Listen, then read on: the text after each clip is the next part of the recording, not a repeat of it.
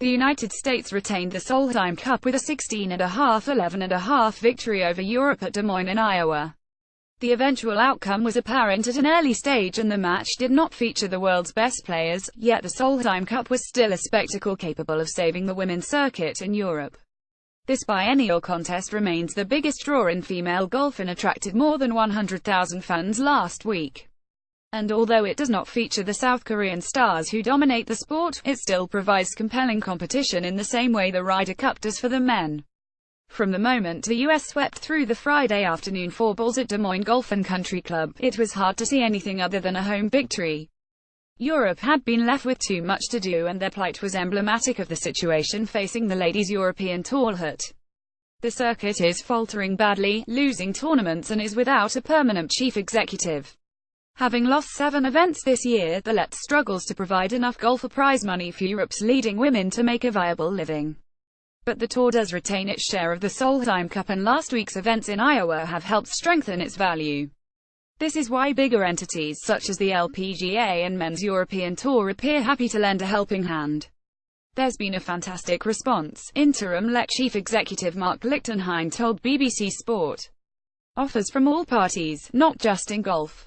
I think people have seen what a fantastic spectacle the Solheim Cup is and how great these girls are. Julie Inkster joined Judy Rankin as the only women to captain back-to-back winning U.S. Solheim Cup teams. Over the next weeks and months we're going to be looking at all those offers of help and how we can move forward and rebuild our tournament schedule, particularly in Europe, so that we can make a bright future. We have a fairly meager schedule in the first half of the year and that's what we need to address for the future. It is the prospect of the LPGA and European Tour coming together to assist the LET which is most intriguing. They are all rival bodies within the golfing village, trying to secure the spoils from a limited pool of sponsorship and TV rights monies.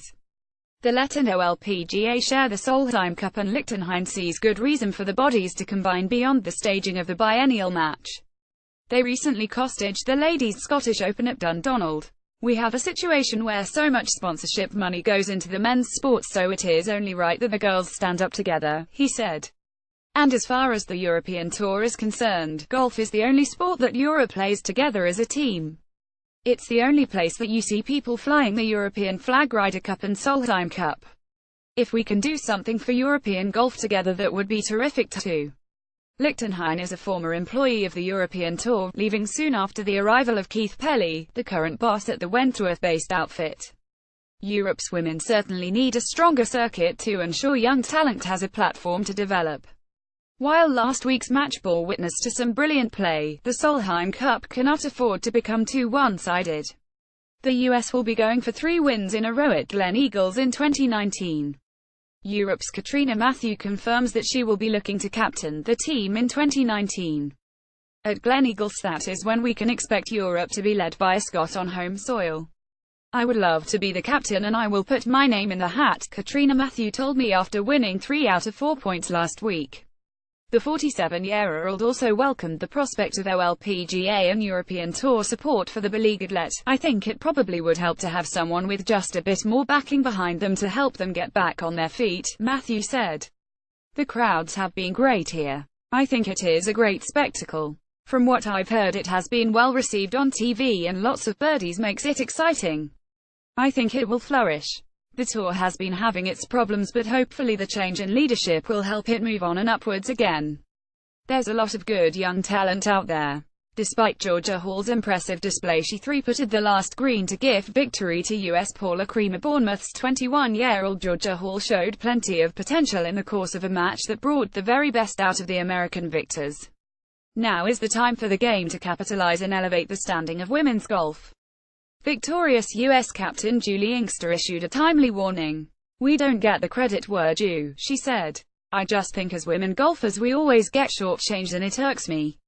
I don't understand how all these companies get away with supporting PGA Tour events and not supporting the LPGA. It makes me a little upset, because I think we've got a great product," Inkster added.